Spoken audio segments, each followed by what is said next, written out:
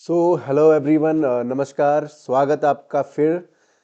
जैसे कि आप जानते हैं, आज हम जो अध्ययन करने जा रहे हैं पार्ट 3 का, हम पढ़ रहे हैं मध्यकालीन भारतीय इतिहास जानने के स्रोत।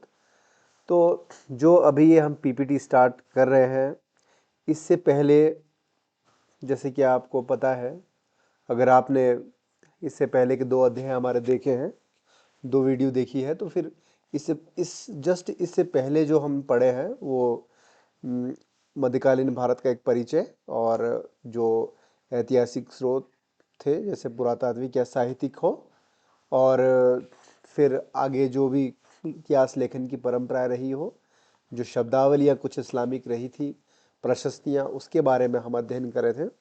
हाँ, यहाँ पर चचनामा और तहकीक हिंद, जिसे किताबुल हिंद भी कहा जाता है, इसके बारे में हम अध्ययन कर रहे थे। ठीक है, तो तहकीक हिंद, किताबुल हिंद भी मैंने आपको अच्छे से पढ़ा दिया था। जिस किसी को समझ में नहीं आया हो तो एक बार मैं थोड़ा सा फिर से रिपीट करता हूँ चचनामा से। ठीक है, जो चचनामा है, ये जो पुस्तक है चचनामा, मूल रूप से अरबी भाषा में लिखित थी और फारसी में इसका अनुवाद किया गया था। फारसी में जो अनुवाद किया गया वो अबू बकर कुफी जी, अबू बकर कुफी, जो कि नसरुद्दीन कुबाचा के समय में थे, उन्होंने किया था।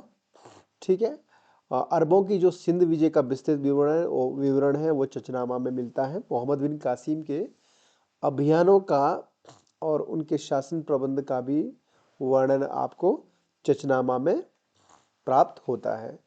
और सिंध विजय के बाद खलीफा वलीद जो थे, उन्होंने मोहम्मद बिन कासिम को मृत्युदंड दिया था, उसका भी जो उल्लेख है वो हमें चचनामा में प्राप्त होता है।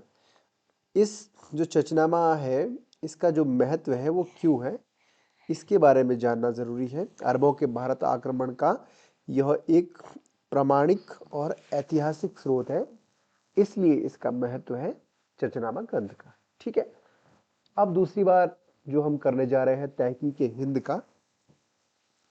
तहकीक हिंद, जिसे किताबुल हिंद भी कहा जाता है, लेखक इसके अलबरूनी थे। ठीक है, अरबी भाषा में लिखा गया है और अंग्रेजी में सचाऊ के द्वारा Alberuni's India and the account of religion के नाम से इसको अनुवादित किया गया और रजनीकांत शर्मा द्वारा इसका हिंदी में अनुवाद किया गया था। कुल 80 अध्याय मिलते हैं इसमें। मोहम्मद गजनवी के काल के राजनीतिक, आर्थिक, सामाजिक और धार्मिक स्थिति का विस्तृत विवरण इसमें दिया गया है। और साथ ही अलबरूनी केवल इतिहासकार ही नहीं था, वो खगोल शास्त्री था, भूगोलवेता, गणितज्ञ और औषधिविज्ञ और दार्शनिक थे, धर्मशास्त्री भी हुए थे। ठीक है, भारतीय ज्ञान परंपरा की प्रशंसा करते हैं वो। ठीक है, ब्रह्मगुप्त, वरामिहिर और कपिल पतंजलि की रचनाओं का भी वे अपने किताबुल हिंद में उल्लेख करते हैं। सामाजिक जीवन का जो चित्रण अगर हम इनका करें तो वे जाति व्यवस्था पर विस्तृत वर्णन करते हैं इसका। 2 ब्राह्मणों के बीच भोजन के समय सफेद कपड़ा डाला जाता था, इसका भी करते हैं। और अंतरजातीय विवाह निषिद्ध थे, विधवाओं का मुंडन होता था। 8 प्रकार के अंतर्जों, जो कि चांडाल जिन्हें कहते थे, उनका उल्लेख इसमें किया गया था। तो यहाँ तक का जो अध्ययन है हम पिछले अध्याय में कर चुके थे। आज जो हम अध्ययन करने जा रहे हैं वो है ताजुल मासिर। ताजुल मासिर, आप ध्यान रखिएगा, इन जो पुस्तक जिन पुस्तकों के बारे में मैं आपको पढ़ा रहा हूँ, ये जो पुस्तकें बहुत महत्वपूर्ण है। कृपया इसके विषय में आप ज़रूर ध्यान दें और इसको अच्छे से पढ़ लें। तो ताजुल मासिर की जो रचना है वो सदरुद्दीन मोहम्मद हसन निज़ामी के द्वारा की गई थी। किसके द्वारा? हसन निज़ामी, आप शॉर्टकट में नाम रख सकते, याद कर सकते हैं। इनकी जो शुरुआत होती है, लेखन की शुरुआत कि कुतुबुद्दीन ऐबक के समय से प्रारंभ होती है और इल्तुतमिश के शासनकाल में समाप्त हो जाता है। ठीक है, ताजुल मासीर का जो लेखन की शुरुआत है वो कुतुबुद्दीन ऐबक के समय से प्रारंभ होता है और इल्तुतमिश के शासनकाल की समाप्ति तक ये पूर्णतः लिखा जाता है। धर्म की उस ग्रंथ की जो भाषा थी वो मूल रूप से अरबी थी, ठीक है, किंतु कहीं कहीं पर फारसी का भी प्रयोग किया गया है। मतलब ये दोनों भाषाओं का अनूठा मिश्रण माना जाता है, ठीक है। शैली इसकी काव्य और गद्य दोनों रूपों में ये रचित है। ताजुल मासिर, अंग्रेजी में इसका जो अनुवाद किया गया है इलियट और डाउसन के द्वारा, अंग्रेजी में ताज उल मासीर का अध्ययन किया गया है, अनुवाद किया गया है, ठीक है।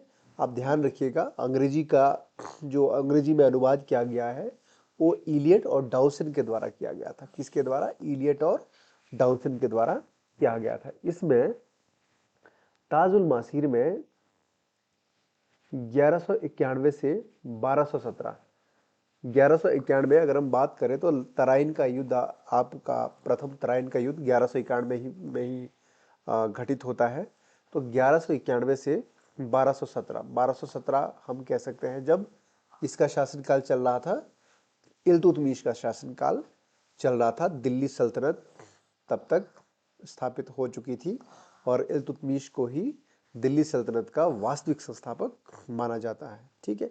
तो ऐतिहासिक घटनाओं का वर्णन जरूर मिलता है। 1191 से 1217 ईस्वी के बीच का जो ऐतिहासिक विवरण है वो हमको ताजुल मासीर नामक पुस्तक में, ग्रंथ में मिलता है।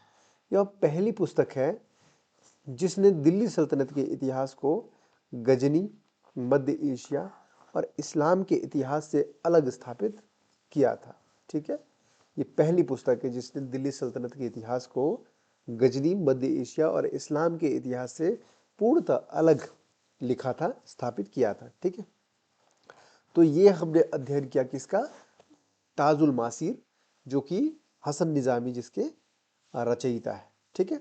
अब हम बात करते हैं किताबुल हिंद की, सॉरी तबकात ए नासरी, तबकात ए नासरी। जैसे कि मैंने आपको शब्दावली में भी पढ़ाया था, जो तबकात है, तबकात का अर्थ क्या होता है? संक्षिप्त इतिहास, ठीक है, संक्षिप्त इतिहास। तो मेरे पास अच्छे से लिखना नहीं आ रहा है इसमें, क्योंकि मेरे पास राइटिंग पैड तो नहीं है, मैं इसको कर्सर से ही लिख रहा हूँ। तो ठीक है, आप समझ जाइएगा जो मैं बता रहा हूँ। संक्षिप्त इतिहास, तबकात का जो अर्थ है वो संक्षिप्त इतिहास होता है, इसीलिए क्या है? तबकात ए नासिरी। इसमें नासिरी, जो कि मैं इसका अध्ययन जब कराता हूँ आपको, तो इसका जो रचनाकार है वो मिनहाज उस सिराज के द्वारा किया गया था। फारसी भाषा में इसकी रचना की गई थी, तबकात ए नासिरी की। इसका जो काल था वो था 13वीं शताब्दी। सर्वाधिक महत्वपूर्ण ऐतिहासिक रचना मानी जाती है ये 13वीं शताब्दी की, ठीक है। इसमें मोहम्मद गौरी की भारत विजय, मोहम्मद गौरी की भारत विजय तथा नव स्थापित तुर्की सल्तनत का प्रत्यक्ष और विस्तृत वर्णन दिया गया है। किसमें? मोहम्मद गौरी की भारत की विजय और नव स्थापित तुर्की सल्तनत का प्रत्यक्ष विस्तृत वर्णन का मतलब है कि मोहम्मद गौरी तब तक भारत में आकर युद्ध, पहला तराइन का युद्ध, दूसरा युद्ध और फिर चंदावर का युद्ध, वो सब युद्ध घटित होने के बाद तत्पश्चात वो वापस चले जाते हैं, ठीक है। और उसके बाद उनके जो गुलाम है, वे जो गुलाम है उन विजित सारे प्रदेशों की जो बागडोर है वो सौंप देते हैं अपने गुलामों को। तो इनके जो गुलाम थे वो थे कुतुबुद्दीन ऐबक और कुबाचा और यल्दोज, ठीक है। तो इन लोगों के पास ये अपनी जो कमान है अपने विजित क्षेत्र की दे देते हैं। तो नव स्थापित तुर्की सल्तनत का प्रत्यक्ष और विस्तृत वर्णन, जो नई नई जो सत्ता स्थापित हुई थी दिल्ली लाहौर में, तब ये क्या था, उसका वर्णन इन्होंने तबकात नासिरी में किया गया है मिनहाजुस सिराज के द्वारा, ठीक। फारसी भाषा में किया गया है, या बिल्कुल ध्यान रखिएगा। ग्रंथ में दिल्ली सल्तनत का क्रमिक और व्यवस्थित इतिहास प्रस्तुत किया गया है। दिल्ली सल्तनत का इल्तुतमिश को एक दयालु कहा गया है, सहानुभूतिशील और विद्वानों व वृद्धों के प्रति श्रद्धालु राजा था। यह इल्तुतमिश के लिए विशेषकर शब्दों का प्रयोग किया गया है मिनहाज उस सिराज के द्वारा। उसने अपने व्यक्तिगत प्रयासों से नहीं बल्कि अपनी योग्यता और गुणों से साम्राज्य की प्रतिष्ठा प्राप्त की थी। ठीक है। तो तबकात नासरी में इल्तुतमिश के बारे में लिखा गया है कि वह दयालु राजा था, सहानुभूतिशील था, विद्वानों और वृद्धों के प्रति श्रद्धालु था। उसने उसने अपने व्यक्तिगत प्रयासों से नहीं बल्कि अपनी योग्यता और गुणों से भी साम्राज्य की प्रतिष्ठा प्राप्त करी थी। ठीक है। रजिया सुल्तान के शासनकाल में उसे दिल्ली सल्तनत के नासिरिया मदरसा का प्रधानाचार्य नियुक्त किया गया था। किसको? ये आप ध्यान रखिएगा, ये जो पॉइंट है इंपॉर्टेंट है।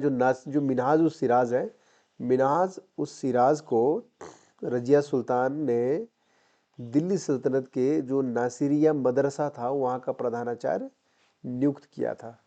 ठीक है। अब जो नासिरिया मदरसा था ये किसकी स्थापना किसने करी? इल्तुतमिश ने। किसने? इल्तुतमिश ने नासिरिया मदरसा की स्थापना करी थी। अपना ग्रंथ नासिरुद्दीन मोहम्मद को समर्पित किया गया था इनके द्वारा, और उन्हें दिल्ली का आदर्श सुल्तान कहा गया था। ठीक है। दिल्ली का आदर्श सुल्तान बताया गया किसको? नासिरुद्दीन मोहम्मद को, जो कि किसके पुत्र थे? वे थे इल्तुतमिश के पुत्र। चलिए अब नेक्स्ट चलते हैं। तो ये हमने अध्ययन किया था ताजुल मासी तबकात नासिरी का। अब हम बात कर रहे हैं तारीख फिरोज शाही का। तो तारीख फिरोज शाही का अध्ययन जियाउद्दीन बर्नी के द्वारा फारसी भाषा में किया गया था। इसका जो काल है वो 1239 ईस्वी से 1359 ईस्वी तक की घटनाओं का पूर्णतः विवरण इसमें प्राप्त होता है। मतलब बलबन से लेकर फिरोज शाह तुगलक तक के सुल्तानों का इतिहास तारीख फिरोज शाही में मिलता है। जहां मिनहाज उस सिराज ने तबकात नासरी समाप्त करी थी, ये आप बिल्कुल ध्यान रखिएगा, मिनहाज उस सिराज ने जहां पर अपनी तबकात नासिरी समाप्त की थी, वहीं से बर्नी द्वारा तारीख फिरोज शाही को प्रारंभ किया गया था। ठीक है। अब आप आगे चलें। अलाउद्दीन खिलजी की बाजार व्यवस्था का विस्तृत वर्णन तारीख फिरोज शाही में किया गया है। बर्नी द्वारा जियाउद्दीन बर्नी ने अलाउद्दीन खिलजी की बाजार व्यवस्था का विस्तृत वर्णन किया है, और उसमें लिखते हैं कि हिंदू और काफिर वस्तुओं की चोरी किया करते थे। इसमें क्या लिखते हैं कि अलाउद्दीन खिलजी के समय में बाजार व्यवस्था का विस्तृत वर्णन करते हैं, और यह भी लिखते हैं कि हिंदू और जो काफिर है वो वस्तुओं की चोरी किया करते थे। ठीक है। और वे मोहम्मद बिन तुगलक की मुद्रा व्यवस्था का भी वर्णन करते हैं, उसमें भी टिप्पणी करते हैं, और कहते हैं कि प्रत्येक हिंदू के घर टकसाल बन गया था। समझ रहे हैं आप? ये लिखते हैं कि प्रत्येक हिंदू के घर टकसाल बन गया था। टकसाल इन द सेंस जहाँ पे रुपयों को छापा जाता है। ठीक है। अलाउद्दीन खिलजी की बाजार नियंत्रण प्रणाली का सबसे प्रामाणिक स्रोत माना जाता है तारीख फिरोज शाही को। इसके अतिरिक्त इब्न बतूता की रहला से भी इस विषय की पुष्टि होती है। ठीक है। इसके अंतर्गत क्या, इसके अतिरिक्त क्या होता है, जो इब्न बतूता की रहला पुस्तक है उससे भी यह पुष्टि होती है कि हाँ, अलाउद्दीन खिलजी ने बाजार नियंत्रण प्रणाली को चलाया था। और ठीक है। अब हम बात करते हैं फतवाए जहांदारी का। तो मैं यहाँ आपको बताऊं फतवाए जहांदारी और तारीख फिरोज शाही, ये जो दोनों पुस्तकें हैं, इन दोनों पुस्तकों का जो लेखक है वो जियाउद्दीन बर्नी है। 1285 ईस्वी में इनका जन्म हुआ था। परिवार जो इनके पिता है, पिता का जलालुद्दीन खिलजी के शहजादा जो थे जलालुद्दीन खिलजी, जो कि अलाउद्दीन खिलजी से पहले थे और जो संस्थापक थे खिलजी वंश के, उनके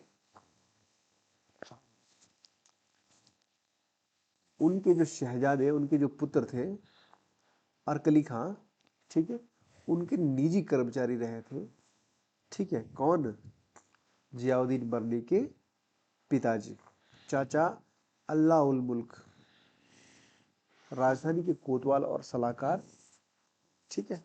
तो जो चाचा अल्लाउल मुल्क थे वो क्या थे, जियाउद्दीन बर्नी के पिता थे, और वे अरकली खां के निजी कर्मचारी थे और कोतवाल और उनके सलाहकार भी थे।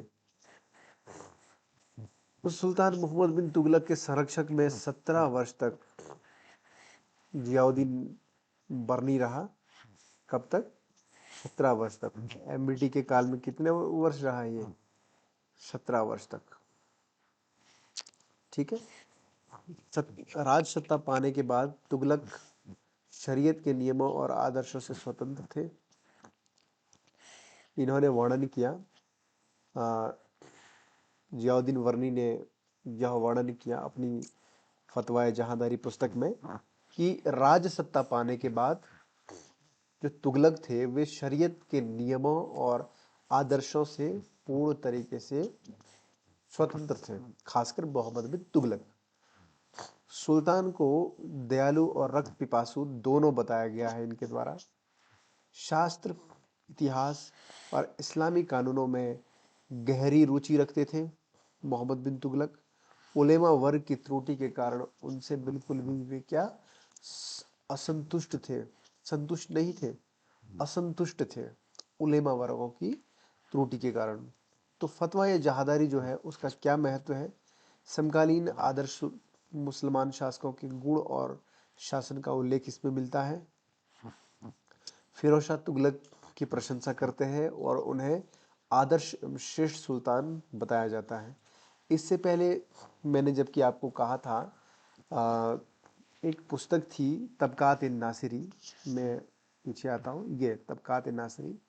तबकात से नासिरी में मिनहाज उस सिराज के द्वारा दिल्ली का जो आदर्श सुल्तान है वो किसे कहा गया था? नासिरुद्दीन मोहम्मद को कहा गया था, नासिरुद्दीन मोहम्मद को, ठीक है।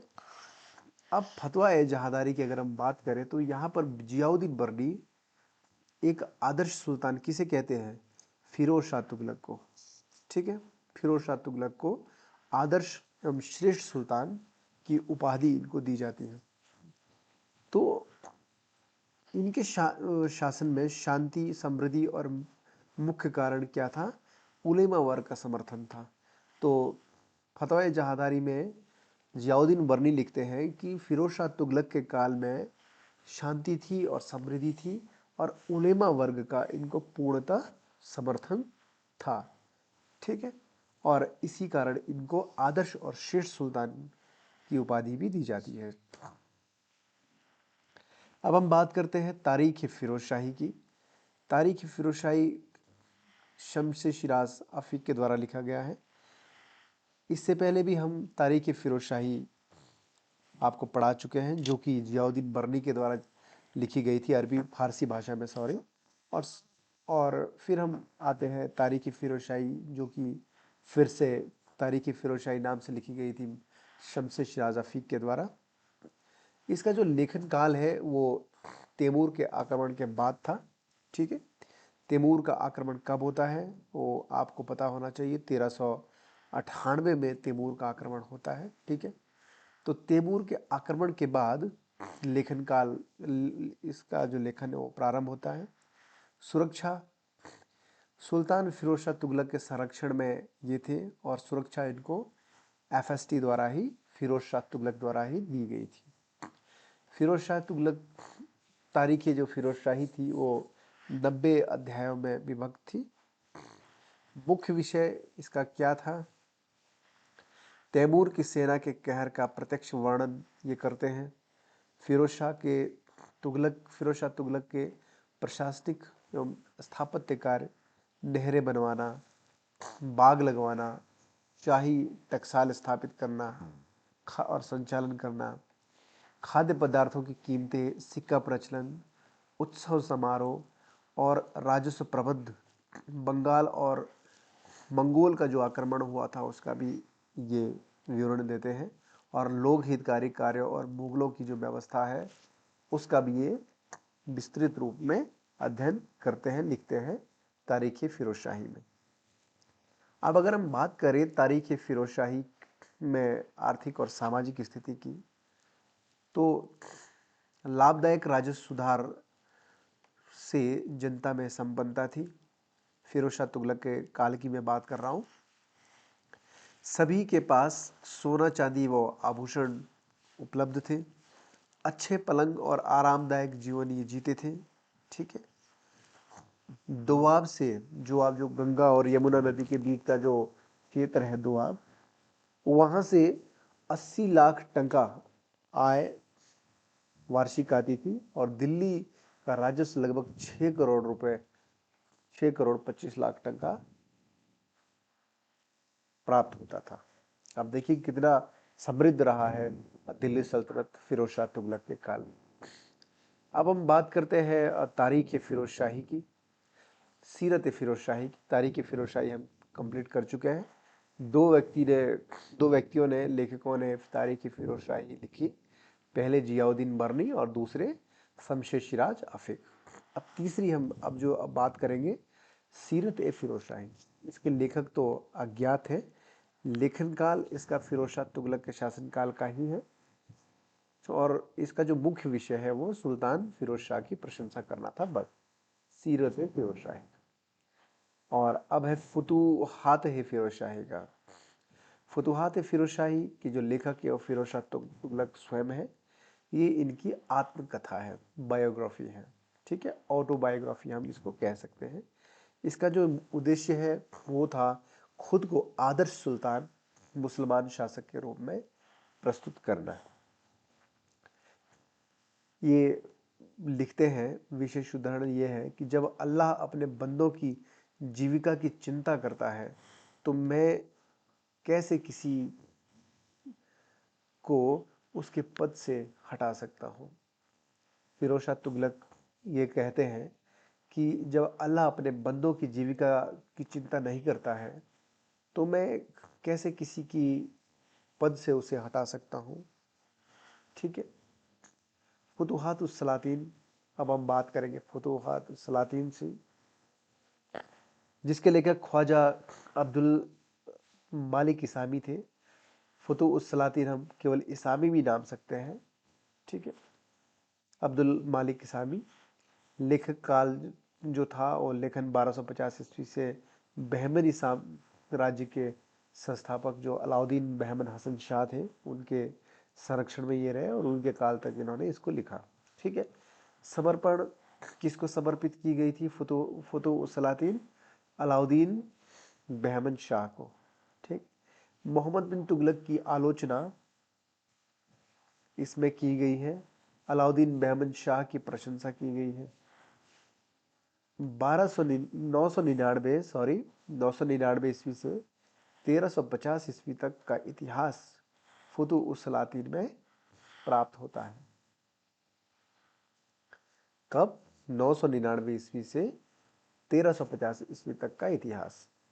तब तक जो मोहम्मद गजनवी है वो भारत में आने वाला ही होता है और उसके पश्चात लगभग कब तक? तुगलक काल तक, मोहम्मद बिन तुगलक काल तक, 1350 कह रही है, 51 तक तुगलक मोहम्मद बिन तुगलक रहे हैं। तो तब तक का इतिहास इसमें वर्णित है फुतूह सलातीन में। मोहम्मद बिन तुगलक को इस्लामी दुनिया का सबसे बुद्धिमान मूर्ख बताया गया है। फुतूह सलातीन में इसामी के द्वारा इस्लामी दुनिया का सबसे बुद्धिमान मूर्ख बताया गया है। ये बिल्कुल ध्यान रखिएगा आप। अब हम बात करते हैं कामिल उल तवारिक। ठीक है। कामिल उल जो तवारिक है उसके लेखक है अब्दुल हसन। रचना 1320 ईस्वी में की गई थी। विषय था इसका मोहम्मद गौरी की विजयों का वृतांत। कामिल उल तवारिक, मोहम्मद गौरी की विजयों का वृतांत इसमें मिलता है। ठीक है। शेख हसन के द्वारा ही लिखी गई है, शेख अब्दुल हसन। तारीख हिंद, जिसे तारीख मासूमी की भी कहा जाता है, मीर मोहम्मद मासूम के द्वारा लिखा गया है। चचनामा पर आधारित है ये चचनामा, जिसका अनुवाद अबू बकर कुफी ने किया था। ठीक है, फारसी में। तो इसका जो विषय है अरबों की विजय से लेकर मुगल सम्राट अकबर के काल तक का जो सिंध का इतिहास था। ठीक है, सिंध का इतिहास लिखा इन्होंने अरब से लेकर मुगल सम्राट अकबर तक। ठीक है। तारीख मासूमी पीर मोहम्मद मासूम के द्वारा, मीर मोहम्मद। अब हम बात करते हैं तारीख यामिनी, जिनके जो लेखक है वो उत्बी थे। फारसी भाषा में, अरबी भाषा में लिखा गया है। सुबुक्तगीन और मोहम्मद गजनवी का 1020 ईस्वी तक का इतिहास इसमें दिया गया है, उत्बी के द्वारा, जो कि मोहम्मद गजनवी के दरबारी थे। तारीख मसूदी की जब अगर बात करें तो अब्दुल फजल मोहम्मद बिन हुसैन, जिन्हें बेहाकी भी कहा जाता है, बेहाकी के द्वारा तारीख मसूदी का को लिखा गया। और इनकी अन्य जो कृति है वो तारीख सुबुक्तगीन भी है, बेहाकी की। और विशेषता यह है कि मोहम्मद गजनवी का शाही लेखक, जिन्हें लेनपुल जिसको कहते हैं, लेनपुल ने बेहाकी को पूर्व का पेप्सू जिसे कहते हैं, हम कहें तो पूर्व का थ्यूसीडाइडस भी कहा है।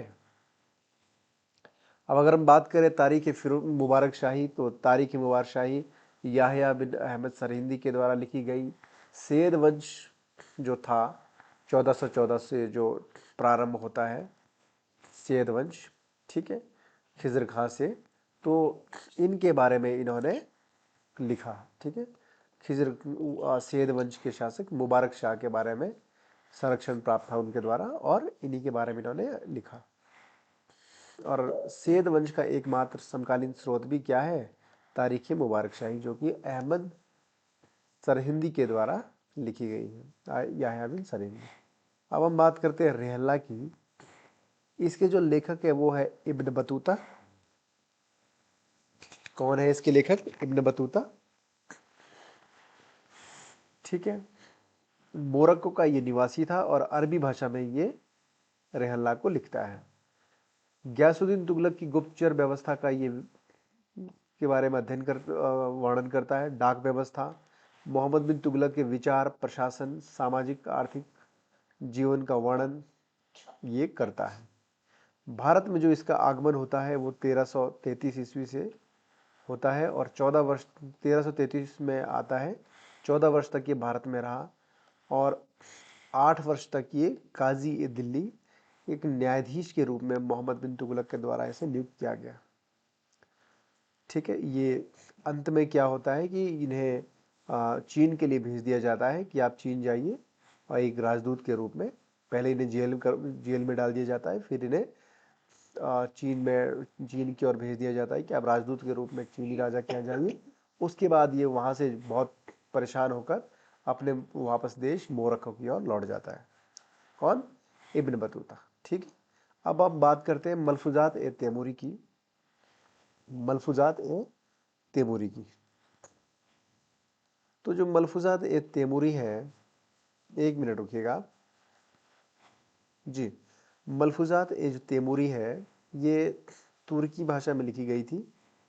इसका अबू तालिब हुसैनी ने फारसी भाषा में अनुवाद किया, और अमीर तैमूर की आत्मकथा, विचार और भारत आक्रमण का वर्णन इसमें मिलता है।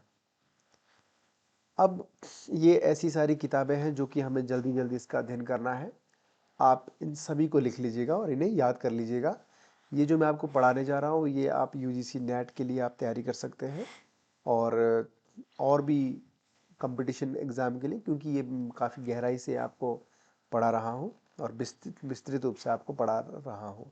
ज़फ़रनामा सराफुद्दीन अली यज़दी के द्वारा लिखा गया, और जिनको संरक्षण अमीर तैमूर के द्वारा, तैमूर का जो पुत्र था उसके द्वारा मिल गई थी। अमीर तैमूर की जीवन गाथा ज़फ़रनामा में लिखी गई है। वाक़यात ए मुश्ताकी और तारीख़ ए मुश्ताकी की जो लेखक है वो शेख रिज़कुल्ला थे, ठीक। और तारीख़ सलातीन ए अफ़गान, यह अहमद यादगार के द्वारा बहलोल लोदी से लेकर हेमू की मृत्यु तक की घटना इसमें मिलती है। तारीख़ सलातीन ए अफ़गान, मुखजान ए अफ़गानी, जो कि नियमतुल्ला के द्वारा 1612 ईस्वी में लिखा जाता है। लोदी वंश के शासनकाल की प्रमुख घटनाएं इसमें दी जाती है, ठीक है। मुखजान ए अफ़गानी। अब हम बात करते हैं आदाब उल हर्ब और सुजात की, जो कि फ़ख्र मुदब्बिर के द्वारा लिखी गई है। इल्तुतमिश को ये समर्पित है। आदाब उल हर्ब ए सुजाद इसके द्वारा मुदब्बिर के द्वारा, फ़ख्र मुदब्बिर के द्वारा इल्तुतमिश के लिए ये समर्पित की गई है। और तारीख़ रशीदी मिर्ज़ा हैदर दोगलत के द्वारा। रियाज उस सलातीन गुलाम हुसैन नबी, बंगाल के इतिहास का प्रमुख स्रोत है ये रियाज उस सलातीन। तारीख़ गुजरात मीर अबू तुराबल्ली, ये तारीख़ गुजरात का अध्ययन है। ठीक है, तो यहाँ तक ही आज हम अध्ययन करेंगे। कल हम जो अध्ययन करेंगे इसके बाद अमीर खुसरो की जो रचनाएं थी, अमीर खुसरो के जीवन परिचय के बारे में हम अध्ययन करेंगे। ठीक है, उनके द्वारा जो जो रचनाएं की गई थी उसके बारे में भी हम विस्तृत रूप में अध्ययन करेंगे।